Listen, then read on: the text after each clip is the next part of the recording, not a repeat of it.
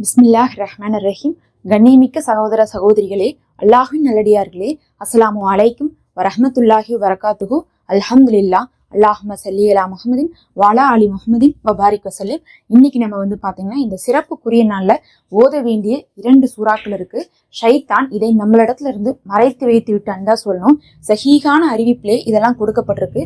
இருந்தாலும் பாத்தீங்கன்னா பல பள்ளிவாசல்ல கூட இதை என்ன பண்றது இல்ல, அமல்படுத்துறது இல்ல. ஆனா நபி ஸல்லல்லாஹு அலைஹி வஸல்லம் அவர்கள் இந்த நாள்ல இந்த 2 சூறாக்களை பத்தி சஹாபாக்களுக்கு சொல்லியிருக்காங்க.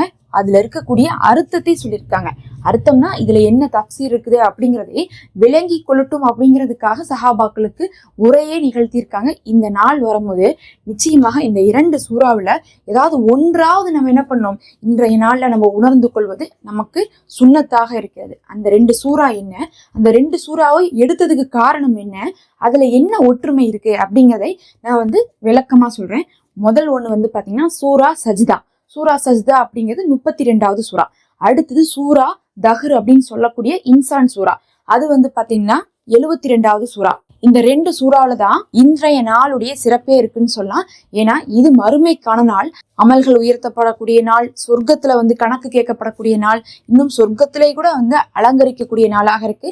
இந்த நாள்ல இதை தான் நபி அவர்கள் என்ன பண்ணுவாங்க, அறிவிப்பு கொடுப்பாங்க சஹாபாக்களுக்கு. அதுவும் பாத்தீங்கன்னா இந்த சூறாவை நம்ம அரபியில ஓதணுமான்னு கேட்டீங்கன்னா, நபி அவர்கள் இந்த சூறாவை ஓதி காட்டல, இந்த சூறால இருக்கிறத சொல்லிதான் காமிச்சிருக்காங்க. அப்ப இந்த சூறாவை முடிந்தால் நீங்க ஓதுங்க, அது அதிகப்படியான நன்மை. ஆனா இந்த சூறால என்ன இருக்குன்னு நீங்க தெரிஞ்சுக்கிட்டாவே போதும். நான் உங்களுக்கு புரியுற மாதிரி சுருக்கமா சொல்றேன். முதல்ல இந்த 2 சூறாவுக்கு ஒத்துமை என்னன்னு சொல்லிட்டு பாத்தீங்கன்னா, இந்த 2 சூறாலையுமே அல்லாஹ் சுப்ஹானஹு வ தஆலா மனிதர்களை நாம் தான் படைத்தோம் அப்படின்னு நல்லா சொல்றான். என்ன சொல்றான், நான் தான் மனிதர்களை படைத்தேன் நல்லா சொல்றான். அப்படின்னா என்ன அர்த்தம், நான் தான் உன்னையே உருவாக்குனேன்னு சொல்லிட்டாவே எல்லாத்துக்கும் நம்ம அவன் சொல்றதுக்கு கட்டுப்படணும்னு அர்த்தம்.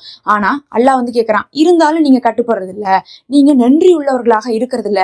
உங்களை நான் எப்படி படைச்சேன் தெரியுமா, ஒரு துளி நீர்ல இருந்து படைச்சேன், அதுக்கப்புறம் பார்த்தா அதனுடைய உருவத்தை கொடுத்தேன். ஃபர்ஸ்ட் நீங்க அது என்ன நிலையில இருக்குன்னு கூட உங்களுக்கு சொல்ல தெரியாது, அந்த நிலையில இருந்து உங்களை என்ன பண்ணேன், அதுக்கப்புறம் உருவத்தை கொடுத்தேன், செவி புலன்களை கொடுத்தேன், கண் பார்வையை கொடுத்தேன், இத்தனையும் நான் தான் கொடுத்தேன். ஆனா நீங்க நன்றி கெட்டவர்களாக இருக்கிறீங்க, நன்றி செலுத்தக்கூடியவர்களாக இருக்க மாட்டீர்களா அப்படின்னு சொல்லிட்டு அல்லாஹ் இந்த 2 சூறாலையுமே பாத்தீங்கன்னா கேட்கறான். சுப்ஹானல்லாஹ். அல்லாஹ் அதனாலதான் சொல்றான், நான் தான் படைச்சேன்னு சொல்றதே எதுக்காகனா, எல்லாத்தையும் சொல்லிட்டு நீங்க எப்படி இருக்குன்னு தெரியுங்களா, எங்கிட்டே நீங்க நன்றி கெட்டவங்களா இருக்கீங்கன்னு நல்லா சொல்றான்.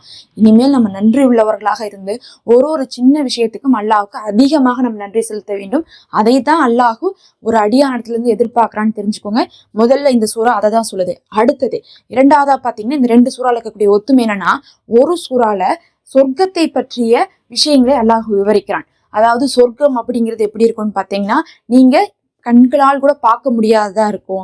அங்க பாத்தீங்கன்னா தங்கம் இருக்கும், அதுக்கப்புறம் அங்க இருக்கக்கூடிய குவளைகள் இப்படி இருக்கும், அங்க பஞ்சு மெத்தைகள் இருக்கும், பட்டு ஆடைகள் இருக்கும், சிறுவர்கள் இருப்பாங்க, மரம் செடி கொடிகள் இருக்கும், கை நீட்டினால் உங்களுக்கு பழங்கள் கிடைக்கக்கூடிய வகையில பழங்கள் இருக்கும், பறவைகள் இருக்கும். அந்த பறவைகளை நீங்கள் சாப்பிடணும்னு நினைச்சா கூட நீங்க உடனே ஏப்ப விடுவீங்களாமா. அப்படின்னு என்ன அப்பவே நீங்க சாப்பிடுவீங்க, நினைச்சா கூட சாப்பிடுவீங்களாமா, ஒரு கஷ்டமும் பட மாட்டீங்க அப்படின்னு அல்லாஹ் சொல்றான் சொர்க்கத்தை பத்தி.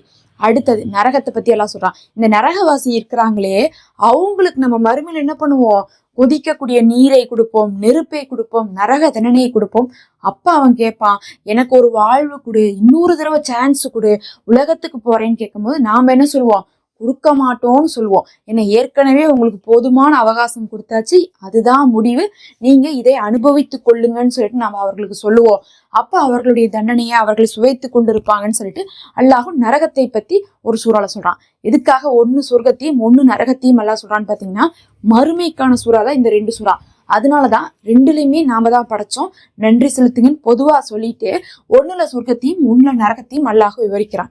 இப்படி பாத்தீங்கன்னா மறுமைக்காகவும் அவன் நம்மளை நினைவுபடுத்துறான். நீங்க மறுமைக்கு தான் வரப்போறீங்க, நான் தான் உங்களை படைச்சேன், நான் சொல்றதை நீங்க கேளுங்கன்னு அல்லாஹ் சொல்லக்கூடிய இந்த 2 சூறாவை தான் நபி அவர்கள் சஹாபாக்களுக்கு என்ன பண்ணுவாங்க, குத்பா உரையே நிகழ்த்துவாங்க. அதனால இன்றைய நாள்ல இந்த சூறாவை காதில் கேட்பது உங்களுக்கு சுன்னத்தாகும். இதை நான் முழுசா டீட்டெயிலா சொன்னா ஒரு 1/4 மணி நேரம் ஆகுங்கிறதுனால நான் சுருக்கமா சொல்லிட்டேன். 2மே மறுமைக்கானது, 1ல சொர்க்கம் 1ல நரகத்தை பத்தி சொல்லப்பட்டிருக்கு. 2லயுமே அல்லாஹ் நம்மளிடத்துல இருந்து நன்றி உணர்வை எதிர்பார்க்கிறான். 2லயுமே அல்லாஹ் சொல்லிட்டான், நான் தான் படைத்தேன், நீங்க என்னுடைய அடிமைன்னு சொல்லிட்டான். இதையெல்லாம் நீங்க மறுக்கிறீங்களான்னு வேற அல்லாஹ் கேட்கறான். அஸ்தோஃபிருல்லாஹ் நம்ம மறுக்கவே கூடாது. அல்லாஹ்வே நன்கறிவான், நமக்கு அந்த நேர்வழியை கொடுத்துருக்கான், நம்ம பற்றி பிடித்து கொள்ளணும். அல்லாஹ் உங்களுக்கு சிறந்த இதை கொடுப்பானாக. எங்கிட்ட துவா கேட்க சொன்னவங்களுக்காக நான் இன்னைக்கு துவா செஞ்சேன். உங்களுடைய துவாலையும் என்னை சேர்த்துக்கோங்க. அஸ்ஸலாமு அலைக்கும். மறக்காம சப்ஸ்கிரைப் பண்ணி லைக் பண்ணிக்கோங்க.